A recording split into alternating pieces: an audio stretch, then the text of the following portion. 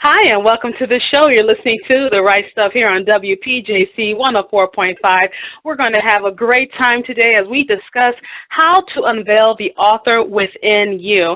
And if you're out there listening to me, you know you've always wanted to write a novel, but you just wasn't sure how to do it. You know you have that novel idea deep down inside of you, and you can't find it. If you stay tuned to this show, let me tell you, you're going to get all the information you need to unveil the author that is inside of you. So we're going to have a great time on my show. We're going to be talking to Lorna Faith. She is an author as well as a podcaster, and she's going to be giving us a ton of information about how to do this.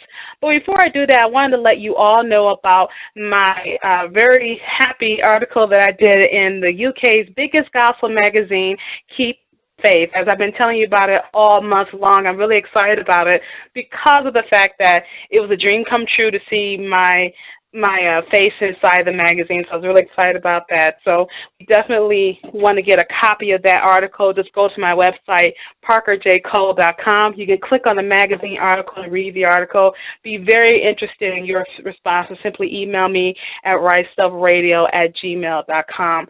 We're going to go ahead and take a quick short break, and we'll be right back after these messages. Hi, Lorna? Hi. Hi, Lorna. I am so sorry for these technical difficulties we just had as we were getting ready to start our show, but I'm real glad you stayed on and was a trooper with us. You know, sometimes it just happens at the weirdest moment, so I'm real glad you're here sticking true to us. And I was kind of letting our listeners know what you're going to be talking about. So go ahead, tell us in your own words about yourself. Yeah. So I am a wife, a mom to three college-age kids, one teenager, and I'm also a fiction writer, a blogger, and a podcaster. And I, as you said, I am really passionate about helping writers to just uncover the writer that's kind of sometimes hiding in us, and which is also part of my own journey. And through actually my own process, I discovered a real love for writing romance, and you know, probably no big surprise, but in my stories, the main character wins over, you know, the toughest obstacles, right? So and so my own story actually behind this is that when I was actually in elementary school, I faced a little bit of, before that, I grew up on a farm, youngest of 11 kids, and so I was on my own a lot, and so I would tell stories to my animal friends, and it was actually when I was in elementary school, I had a teacher that told me that your writing is like chicken scratchings, and being a farm girl, of course, I knew what that meant. And so I was devastated, and so what happened was that I actually stopped writing down my stories for over 20 years, and I kept telling the stories orally, like out loud, to my animal friends because they're safe, right? They're but I didn't say them out loud. I didn't write them down anymore or do any of that. The dream actually came back when I started homeschooling our 4 children, and I was teaching them how to write their own fiction stories. But I was scared to go there because how our mind does that to us, right? Where we, oh wait, I've been there, I've been here before, and that didn't turn out so well, right? And so it just kept nagging me, like that spark of a dream, right? So after holding out for a few weeks, I said, okay, I'm just gonna write down. I'm not gonna show it to you. I'm just gonna start writing down something. I'll get it out of my system. And so what happened was I wrote a story, and just a short little story, and instead of getting it out of my system, instead my dream got bigger. And so what happened for the next probably about 8 years or so, I just started sort of dabbling and writing, and I just thought, well, okay, I'm just going to keep this hidden. I'm just going to keep writing. But what happened? I actually got connected online. I think that was 2012 actually with Jeff Goins' his course Tribe Writers, and then I found some friends for that who were also fiction writers, and I realized that I had been wallowing in self-doubt and fear, and I needed to give myself permission to write and to self-publish a book. And that I didn't, the aha moment was that I didn't actually need to wait for some gatekeeper, agents in the publishing house or someone else that, really was good at writing to validate me, to say that I was good enough. I didn't need to wait for that I could just put it out into the world.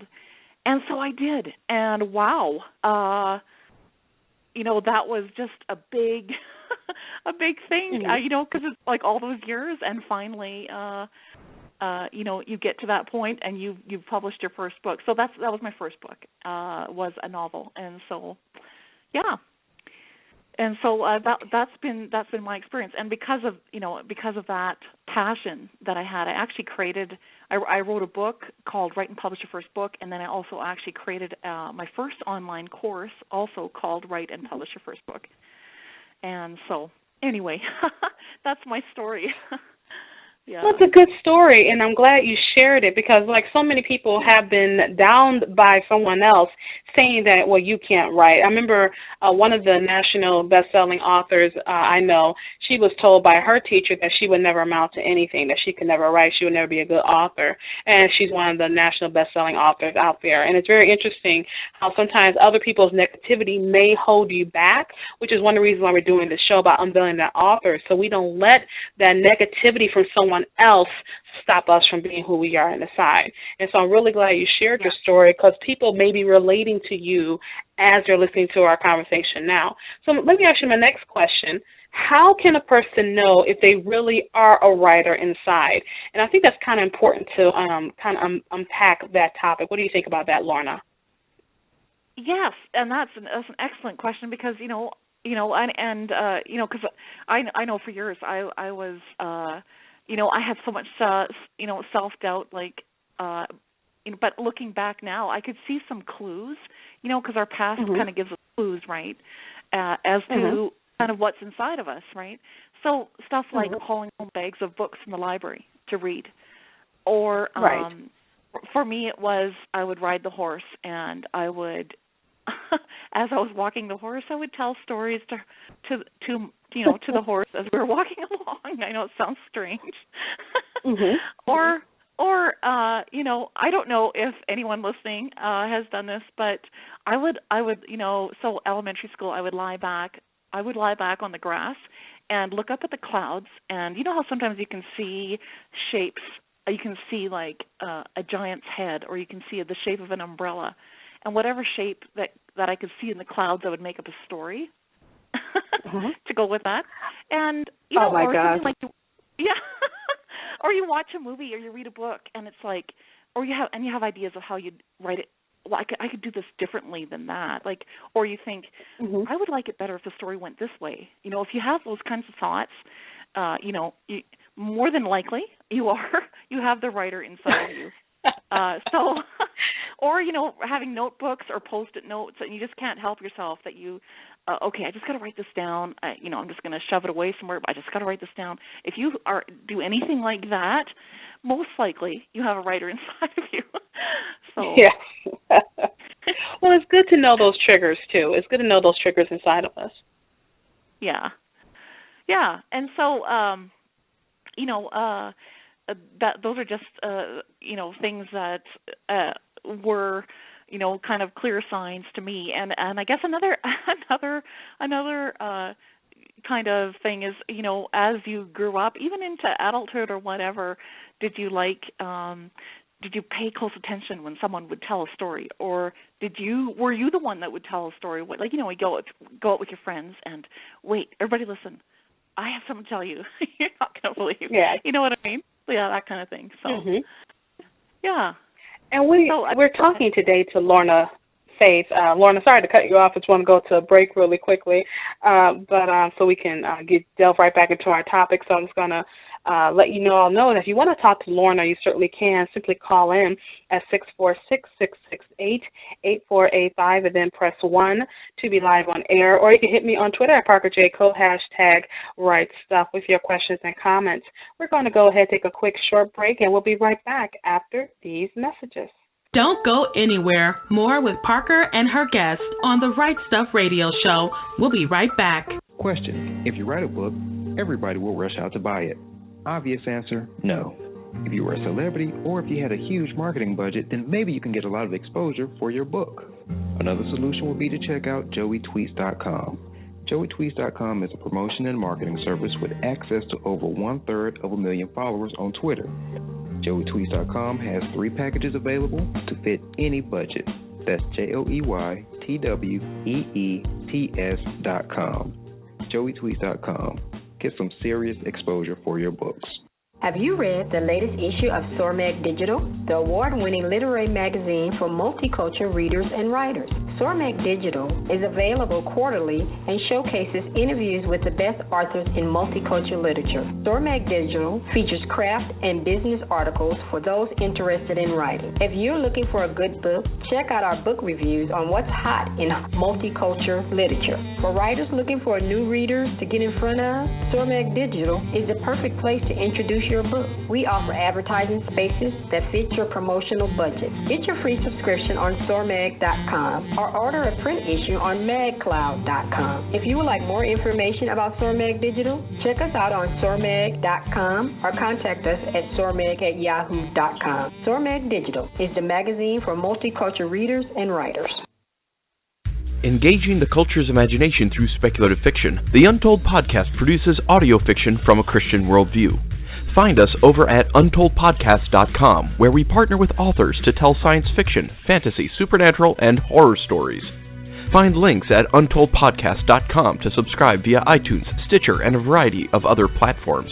Each month we produce high-quality audio fiction that's free to download and free to listen. Our submissions are open, and we're always looking to add another great story to over 24 hours of narrative entertainment. Find all of our audio fiction over at www.untoldpodcast.com. We're back, and you're hanging out with the queen of Tuesday night, Parker J. and her guests, right here on The Right Stuff. And we're back, and you're listening to The Right Stuff here on WPJC 104.5. We're having a great time with my guest co-host and contributor today, Lorna Safe. She is an author as well as a podcaster and a blogger. Lorna, thank you so much for joining us back on the show and helping us to help authors unveil the author inside of them. And before the break, you talked about your experience, how you dealt with negativity from people who said that you wouldn't be able to write. You dealt with your own self-doubt, and then you dealt with trying to get rid of the need for validation from an agent or from a publisher to become a writer. And so let's go ahead and talk some more about that, because I know there are authors and potential authors out there, and they're dealing with some difficulties. And what are some difficulties some of us may face about being a writer in general? Yeah. Well, I mean, I think a big thing that that we need to overcome, I guess, or at least I guess maybe something that I didn't really realize about myself, but was that sometimes we think we're not good enough, and we have fear of failure, and we need to give ourselves permission and the freedom to be creative, to tell that story that we want to tell. And that is so important. And sometimes, sometimes it takes a deeper understanding of ourselves and what is blocking us, what's holding us back. This includes forgiving ourselves for past failures and mistakes, and forgiving others, so that we can, accept who we are, and that includes our creativity. And when I read Brené Brown's her book Daring Greatly, it's like I had an aha moment, realizing my own journey, I guess. So I'll just give you a little more of a glimpse, maybe into my own background. Because this will help, this will come around, because this will really help, to understand sort of kind of what I had to get rid of, the the shame and stuff. I had sort of my dad was physically abusive, and so I had a background of feeling shame and that sort of thing. Besides the elementary school teacher saying that, your writing is, basically like crap, right? And shame is something that's tough to talk about. But I realized that, we need to be vulnerable and share if we want to have more courage, if we want to dare greatly.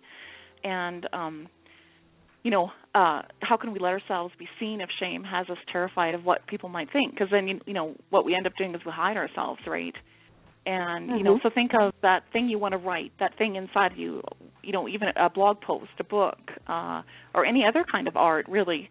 So sharing something from yourself that you created is a vulnerable part of you, but it's really important to take that risk.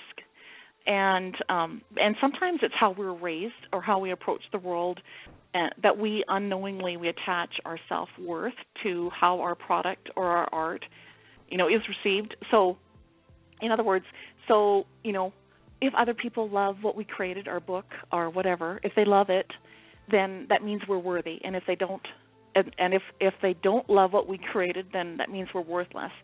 And which isn't true, but sometimes we do that mentally, right?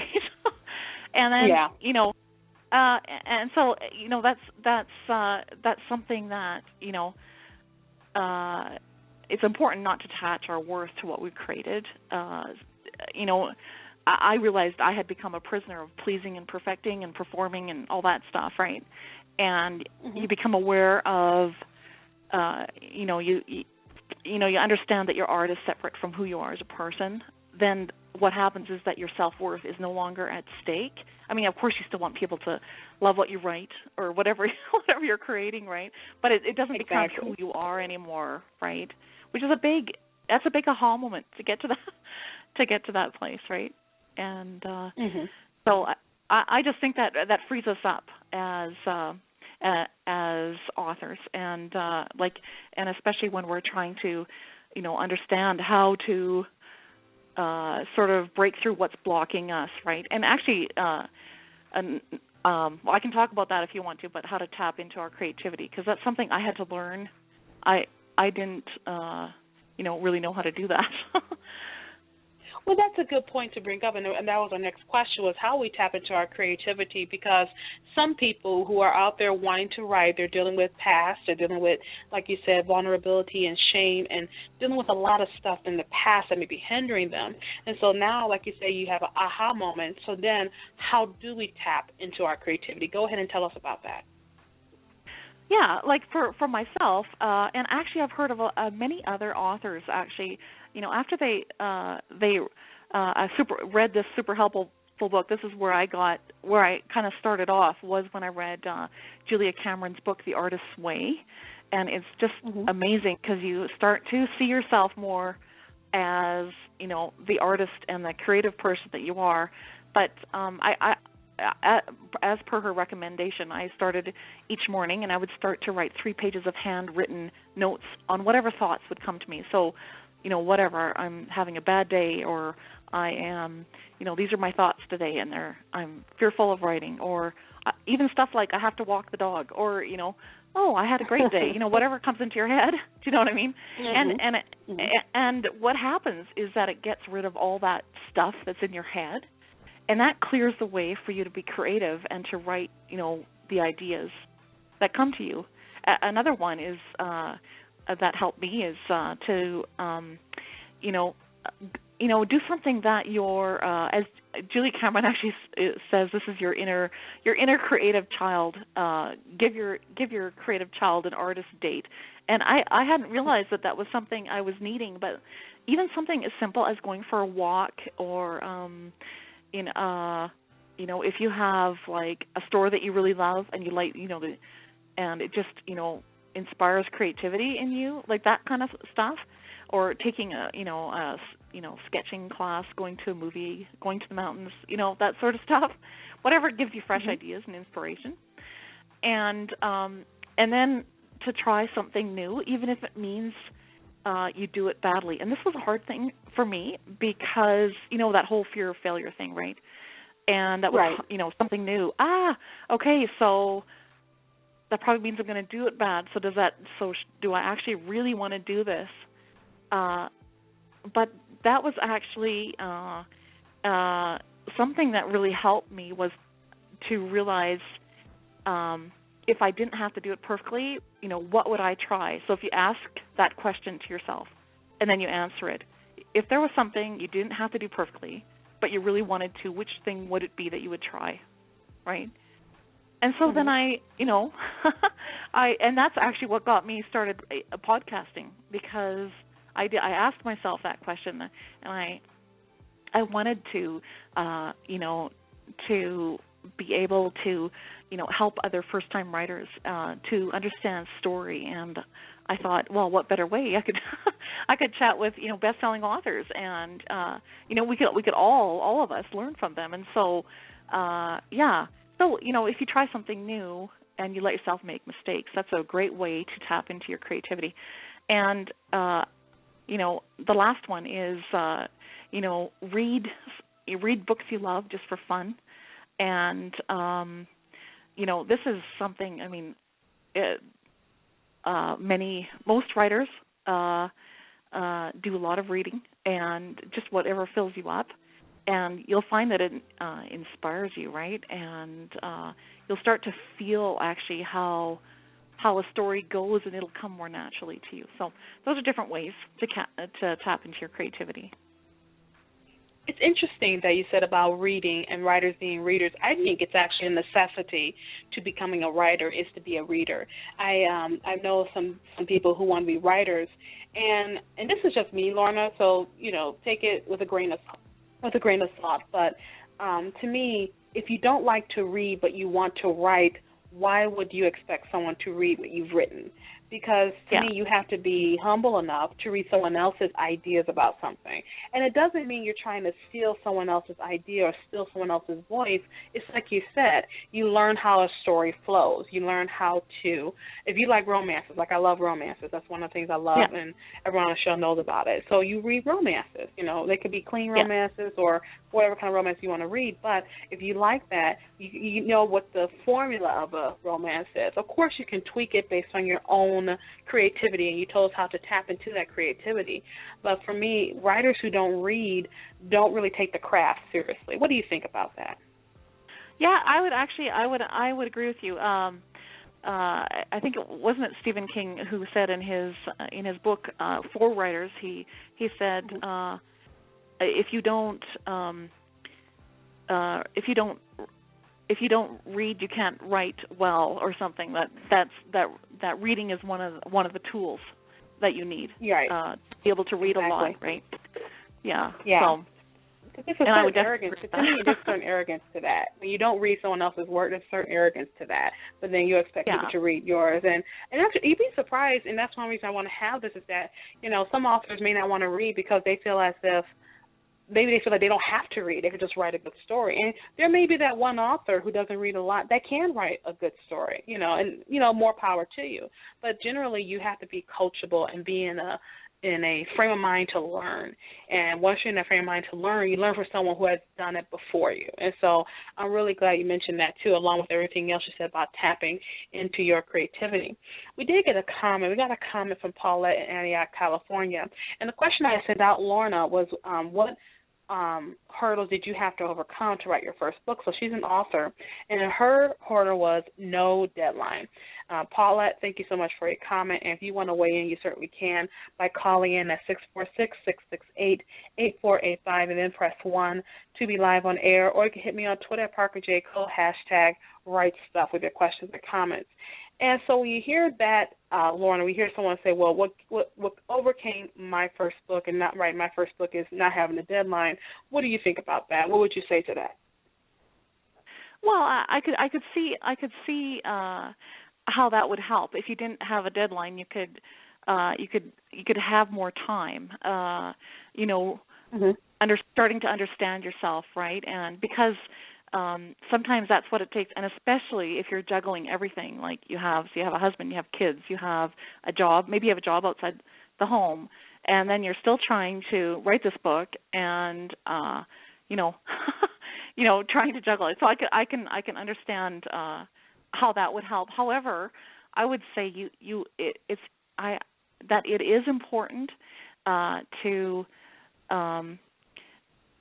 pretty much, I would say, if you gave yourself like no longer than a year for the first draft, especially for your first book, after that your writing will get faster. But I think it's really doable, and there's a reason actually behind not waiting too many years to write your book. Mm-hmm. A couple things is your story will flow better. I know that maybe it doesn't sound, mm-hmm. like that would help, but it does help because you'll understand what's happening with each of the storylines, with the main character, with the hero and the heroine, or with the villain, and with mm-hmm. the other characters. You'll understand. You won't lose the integrity of the story as you're going if you'd let it wait, if you'd let it just kind of simmer for like say 5 years. I wonder if you wouldn't lose a little bit of that, and not only that, but you might lose the initial spark that you had for the story. Like I've noticed this in mm-hmm. myself, and I've heard other authors actually say this. If you wait too long, the spark you had for the story goes away, which means essentially you don't really have the passion to write it anymore. And that is actually a big deal for an author. Because you need that passion for the story, right? And usually, mm-hmm. You're within a year, it's still there. But if you would wait like a really long time, it might still be there in 5 years, but chances are it might not be. And yes. So, So, that's a good point as far as like, So, you wouldn't have to say, I have to have this story done in like 6 weeks. No. But you might want to say, for sure, in 365 days, I can have this done because, and everybody has a different life. Like some people can have it done faster because maybe they don't have an outside, day job. Maybe they can write it quicker. Do you know what I mean? Yeah. So, yeah. And that makes sense. It makes a lot of sense. I know for myself, I'm working with, I work and I write and I do my shows and I'm doing my network. And so I have to literally carve out time to get it done. But like you said, my first book took 10 years for me to finish, and that was my first book.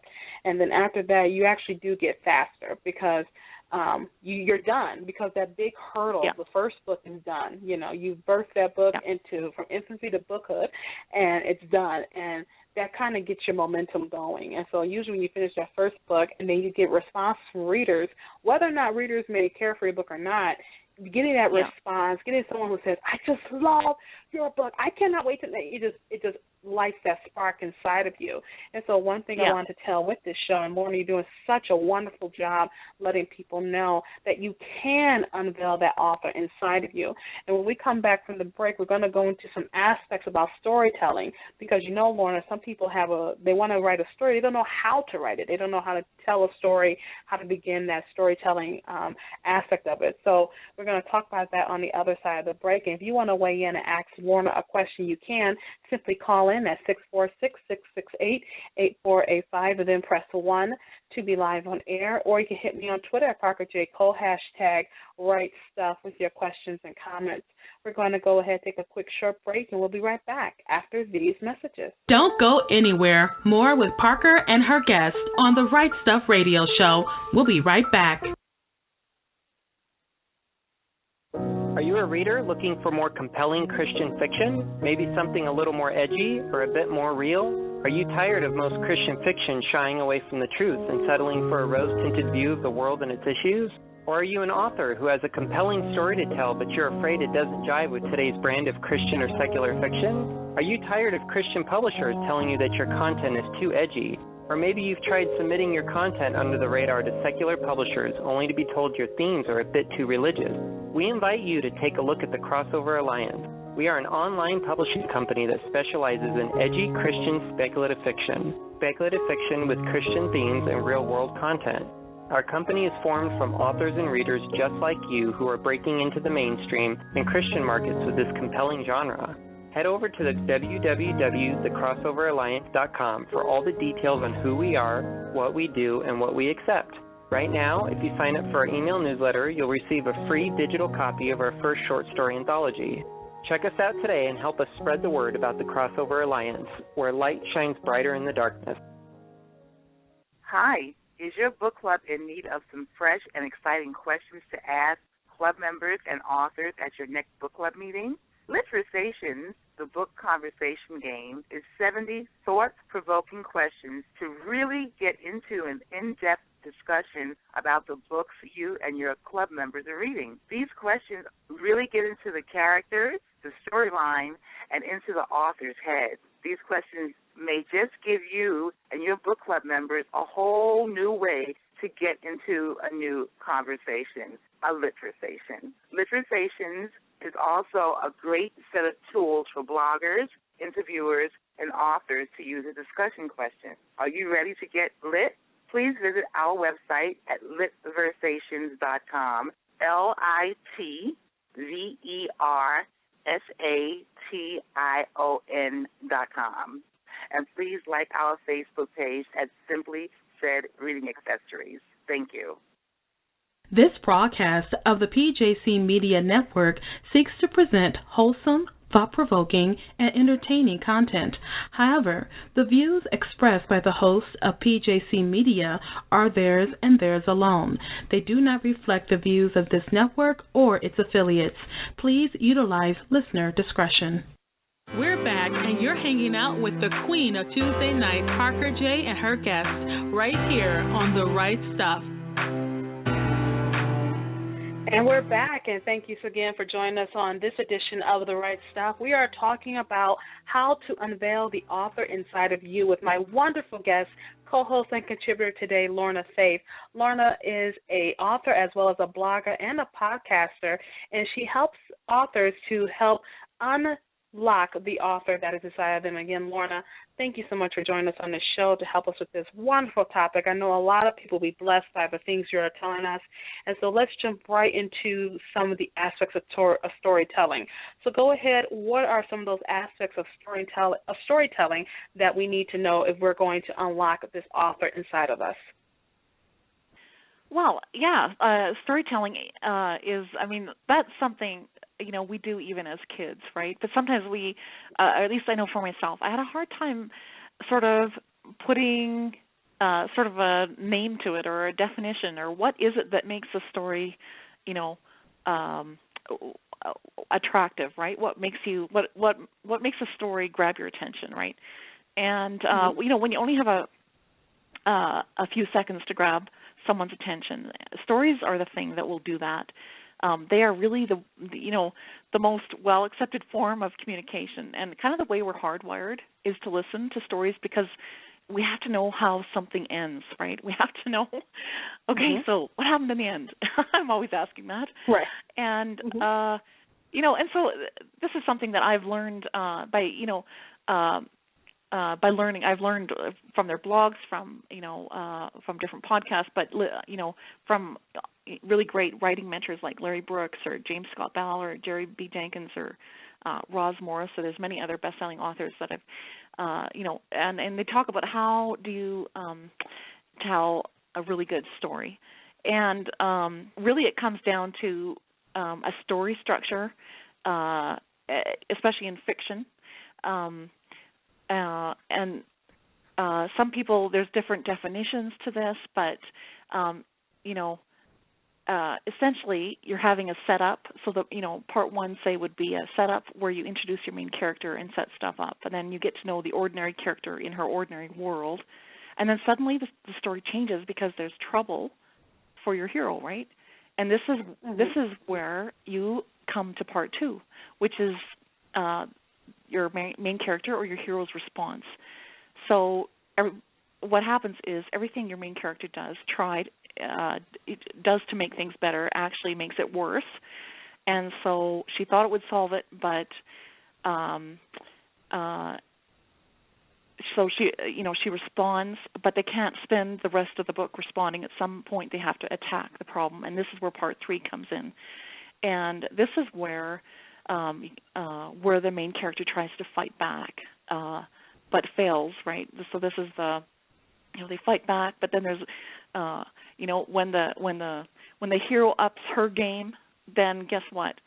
Also the villain ups his game, right? And things get worse. Mm-hmm. And so the story changes again because, the main character is not winning because now the bad guy has thought of a new way to challenge the main character, right?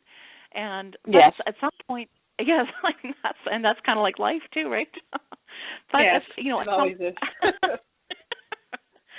But at some point, the hero just comes upon an idea that is kind of like a resolution to the problem, but it'll require her to confront the antagonist or the villain.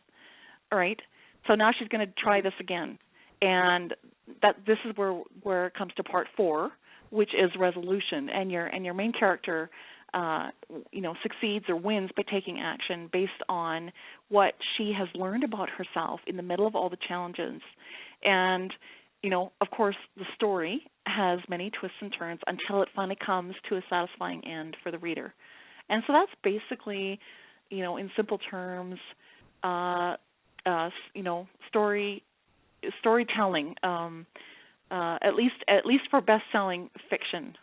Now, I guess if you were doing storytelling for like a memoir or an autobiography, I have coached a couple other first-time authors in telling their own story, and so it's not so much following a structure as it is, just getting it all out, and then after that, choosing how you want to lay it out in your book. But anyway, so those are storytelling, tips for new writers. It's interesting because storytelling usually revolves around conflict, because life is full of conflict in general. As a matter Absolutely. of fact, if you meet someone and they're not having conflict, you go, wait a minute, you will. So yeah, exactly. something is going to happen to do that, because life is full of conflict, and you want to reflect that. And I know some authors may feel as if, well, this conflict, and there are some tropes to storytelling. We know about those. We have good girl meets bad boy for those of us who like romance. Good girl meets bad boy. But you can always flip that. Then what's the conflict? What can you do? Well, the good girl may meet the bad boy, but she's engaged to the good guy. You can flip that. Or you could say, well, the bad boy is like with the good girl, but he's also he can't marry her or be with her because whatever. So there's always ways to flip that. But a lot of the best stories revolve around a conflict, and that's how you were saying that kind of ups the ante between who the antagonist is and who the protagonist is. And sometimes the antagonist feels as if they're doing it right because they're the protagonist in their world. And you're the antagonist in their world, So it's all about conflict. So those of you listening out there, you're wondering, well, how do I start a story? Think about a conflict, just like Lorna was saying, and how these two people, this antagonist and the protagonist, or the hero, how she reacts to the villain, how he reacts, and you work those two in and bring up the conflict between them. And if you want to follow Lorna to get more tips about how to storytell and how to write, you want to go to her website, lornafaith.com, exactly as I said, lornafaith.com, or you can follow her on Twitter at lornafaith. She will be more than willing to help you unveil the author inside of you. So let's go ahead and go more into your work as a writer. You kind of told us a little bit about it earlier, how you wrote a nonfiction book about how to write, and then you wrote your first fictional novel. So go ahead and tell us a little bit more about your work as a writer. Yeah. So, I wrote nonfiction. Actually, I wrote that first book because I was passionate to teach, first-time writers who had struggled like I did for years and years, right, trying to overcome and unblock their creativity. And so, that's been great. The very first book actually that I wrote is part of a series, and so the first one's called Answering Anavita, and it's based on a poor Russian peasant girl who faces tragedy, and she escapes from almost marrying a man that she hates, and then she, runs to. So this is all in Russia in starts in 1913 and heads into the World War I. And so she falls in love with the enemy, but at the same time, this man that she escaped from follows her and, tries to force her to marry him, but when that doesn't work, starts really basically stalking her. And and then she discovers that he's part of a terrorist group known as the Black Hand. And so, and then the new release that I have coming out actually April 1st of this year, so just a few weeks or maybe a week, I guess, is called Anchoring Anavita, and it's book 2 in this series. And so this is where Alex and Anavita are fleeing St. Petersburg again, and they're hoping that the Black Hand doesn't find them, but of course there's conflict. And this is 1914 to 1917, basically. It kind of spans a couple years, and then so this story is it's at the start of World War I with the mayhem of the war around them, and they flee St. Petersburg to Odessa, and she thinks that the Black Hand is still in prison, the members of the Black Hand, but they escape and they discover them. But it actually gets worse because they realize that they're not only after them, they're after a certain people group that they want to, make disappear, so to speak. And then, meanwhile, for Alex, he faces a tragedy that strikes closer to home, and he gets really angry and joins the Russian Navy to fight back those who have hurt him the most. And so basically, it's a story that's kind of has the background of or backdrop of corruption, murder, greed, and they must fight for their lives to sort of uncover the truth before it's too late. And actually, in all of that, Anavita, this is why it's kind of called Anchoring Anavita, is because she discovers in herself her own identity and a deeper treasure. But I won't say more, otherwise I'm going to ruin the ending. No, it makes sense because I like how you're saying that because, throughout this interview you talked about your own vulnerabilities, and it's not that surprising. It's wonderful to see that vulnerability reflected in your character. And that's going to make those authors out there who may be saying, well, how can I express myself? Especially like you said, you had to deal with so much negativity from the past, from home and abroad, and you put that in there. And so there's something to letting loose of that vulnerability, letting it out, and being okay with that. Because the reader can then, who may be experiencing the exact same thing, really relates to that character. Like, oh my gosh, I had to deal with, crazy, like someone who's stalking you. I know, for example, if someone's stalking you, it's horrifying. You think, why can't I just go to the store without seeing you? And then I like how you just, use the reflections of your past and you put into your characters. And that's something potential authors out there need to know. That's how you unveil the author, by that vulnerability that you mentioned earlier in our interview here. So go ahead and, we got about 10 minutes now. So go ahead, tell us about your blog and your podcast, because I really want our listeners to know more about that too. Yeah. So, my blog is really focused on helping new writers. I know, big surprise. It's kind of a theme. How to write and the different aspects of writing, because I actually found it quite overwhelming. It wasn't just the writing part for me. It was, I don't know how to start a blog.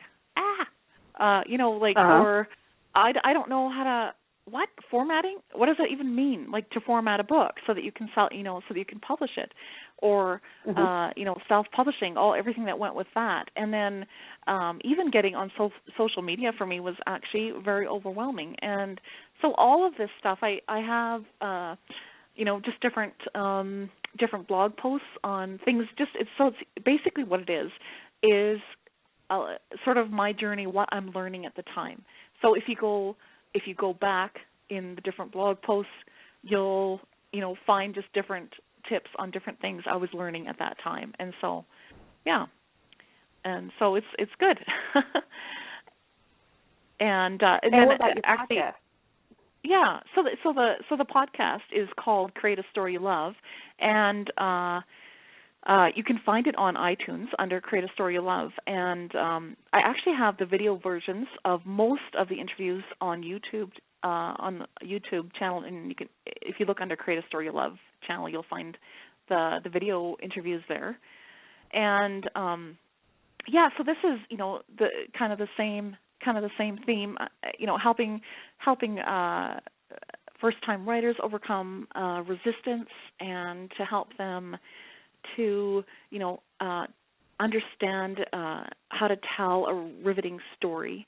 And in both, actually, in fiction and in, not too long ago, I actually had a genealogist on the podcast, and she was encouraging writers, how do you tell your own story, how do you tell your memoir and your autobiography, and just some tips with that. So we go into both, so storytelling with fiction and with memoir or autobiography, and sort of tips on how to do that. And so we cover just all kinds of different aspects of and a lot of it actually is focused on just different aspects of being an indie author, a self-published author,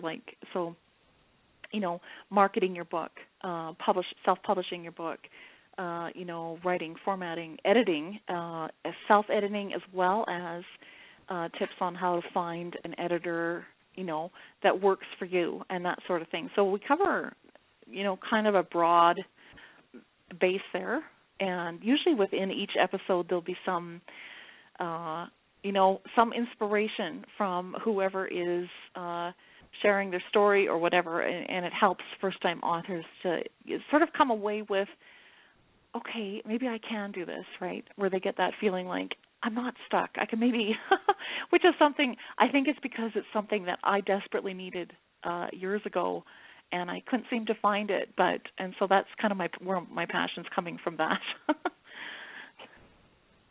Well, it's a good thing because, nowadays it's easy to author now, to become an author. And like you said earlier in the broadcast, you don't need the validation of agent or a publisher. But I'm a hybrid author, so I have traditional contracts as well as doing my own indie author stuff now too, because I like to have my hand in both pots. And so, well, not pots because you burn your hand off, but you know what I mean. I like to have all my eggs in one basket. And so, if you're a first-time author, you can get these ideas and you get this help from Lorna, who's been there, who knows the vulnerability attached to being a new author, and she wants to help you. So I encourage you, you need help to become an indie author. You need help to become a writer. You need help to tell that first story. You want to unveil the author inside of you. You want to go to lornafaith.com. You want to follow her on Twitter at lornafaith. We got a comment from Carol in New York, and Carol was talking about the hurdles that she had to overcome. And Carol says, being transparent and putting my soul and needs and wounds on the paper. Carol, thank you so much for your comment. And then Michelle says she had to overcome fear and unbelief. And thank you all for your comments for this broadcast of Right Stuff. So, Lorna, here we are. You've written Answering Anavetta. How have readers responded to that book? Yes, I mean, many people said, "Oh, I loved the first story," and and many are even saying, I was been telling people about the new release coming, and they said, I will clear my calendar so that I can sit and enjoy it. I think I gobbled up the first one way too quickly, and I've been, impatiently waiting for a while. So, it's just encouraging to people tell you stuff like, your work is great, I love it, I can't wait to get my hands on the next one. Of course, we're all still in the learning phase, right? We're still trying to get, become better writers. I mean, this is just part of the journey, but it's encouraging to, just to get those responses, I guess, from readers. And I like asking readers what would you like to see more of in the story, because I honestly want to become a better writer. I honestly want to hear what, the parts that they loved, and, maybe don't add this next time, I don't really like that, or how, I don't know. Just I love hearing back from readers because I really want to become a better writer. So these are just all fun things of learning. As we get ready to close our show, Lorna, I want to first of all say thank you so much for coming on to the show and helping us to be better authors and to be better writers and letting those first-time authors out there know that, guess what, you can do this. It is not impossible. And, again, if you want to learn how you can write, you want to go to lornafaith.com and you want to follow her on Twitter at lornafaith. She will help you get there. So my show is always about encouraging authors to use the God-given gift that God gave them to write. So go ahead, encourage those authors out there today. Yeah. So if you're facing that kind of fear of, where you're feeling that, like kind of like I was mentioning before, sort of the aha moment I had when I read Brené Brown's book, Daring Greatly, but where I was, I hadn't realized that I was, dealing with such shame, and that I had kind of been hiding myself, right? I was trying to protect the artist within, really, is what it was, right? Because it was safer, right? And I totally get that. But it's finally when I started to give myself permission to create, and one of the ways I did that, I just want to encourage other authors out there, give yourself permission to not get it right all the time, to, if you want to say, to make mistakes, to maybe sometimes be a bad writer. It's okay, because you know what? This is the learning curve. And if that's what it takes to be a not-so-good artist for a while, so you become a good artist, then it's okay. Give yourself that permission. And,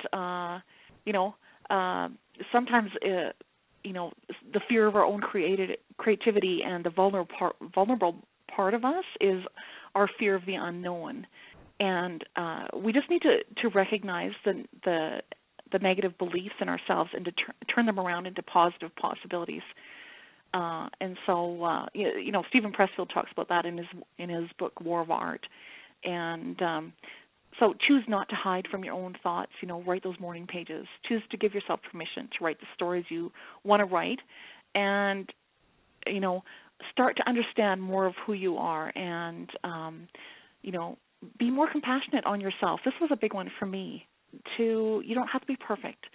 You don't have to have everything exactly right. You can. It's okay if you make mistakes, and forgive yourself and just keep writing.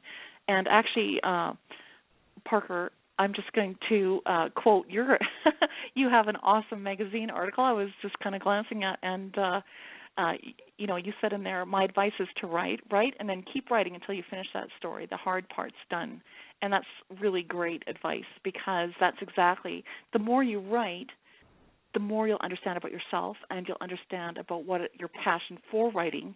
And then what happens is that it becomes a little bit easier to write those books that you really want to write.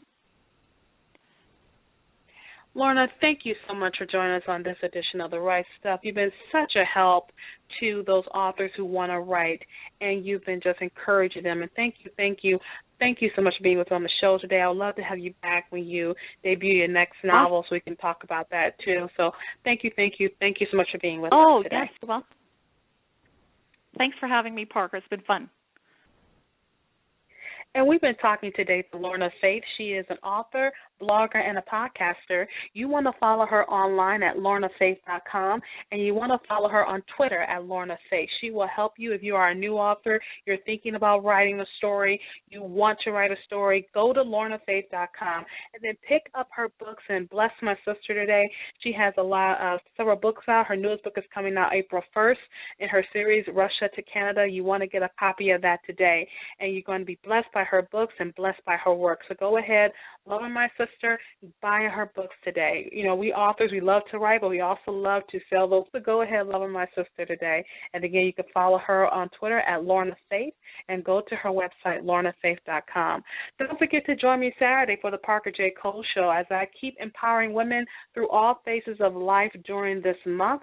You can talk to me on Saturday as we talk to Elizabeth Chalker. She is going to be talking about empowerment in the midst of illness. So if you are dealing with chronic pain or chronic illness, you don't want to miss this show. This show is for you.